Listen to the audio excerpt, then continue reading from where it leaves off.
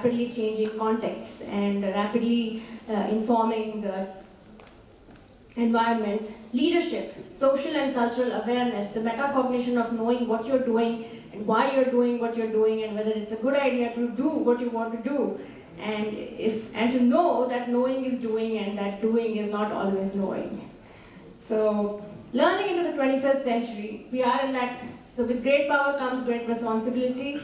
This is a nice quote by Kathy Ann Davidson. She's an epistemologist, and she simply says that, simply put, we cannot keep preparing children for a world that doesn't exist. So with the impact of exponential technologies, we have to reorganize our thoughts on what education should mean for a society as such, we have to enlist what we need to learn and how we view schooling in society. Dr. Ranjan talked about that in great detail, and how we will teach and what learning itself means to the human species as such.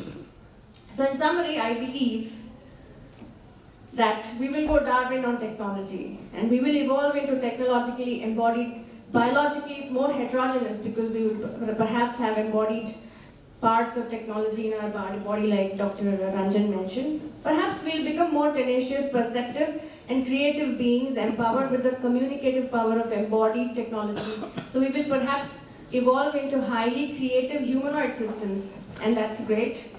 We'll definitely experience more new frontiers of human perception and metacognition, and maybe we'll be less anthropomorphic. So we will stop assigning humanistic goals for machines.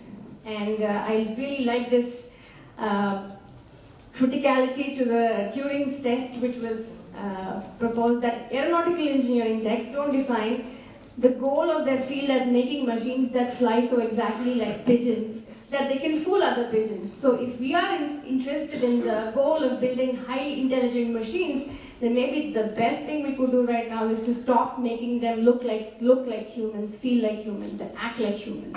And maybe that would be a position where we will be able to make the best use of their presence in our environment and context. So we will also live in a society where the anthropologies of geography, race, and ethnicity will be forced to cooperate with power structures of technology. And of course, like Dr. Ranjan mentioned, educational prerogatives, epistemological questions will be more self-centric, will be more self-driven. We will be more enactive and high on technology-driven social construction of reality. And education thus might actually go back to what we started in the Indian knowledge milieu, that it might be very, very situated and context-rich and context-driven. So I'd like to stop with this quote from the Bhagavad Gita, that Krishna then imagined that Gnanam Vijnana Sahitam will lead to the alleviation of miseries of material existence. So maybe in the future we will tweak each other, that it's not just Gnanam Vijnana Sahitam, but Gnanam Vijnanam Tantragnana Sahitam.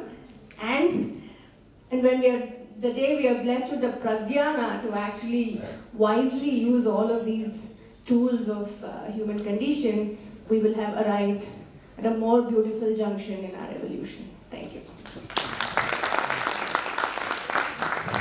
Thank you, Dr. Deepti. Now I will invite Mr. Madan Pandit.